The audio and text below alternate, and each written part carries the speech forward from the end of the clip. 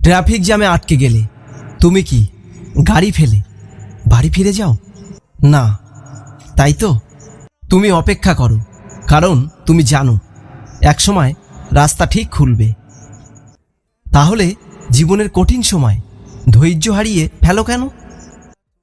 মনে রেখো, জীবনের কোনো বাধাই চিরস্থায়ী নয়।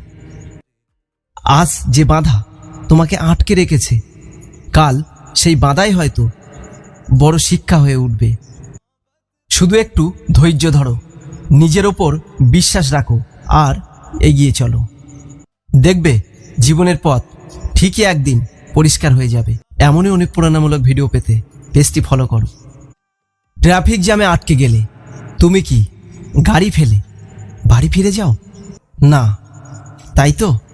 তুমি অপেক্ষা করো, কারণ তুমি জানো একসময় রাস্তা ঠিক খুলবে।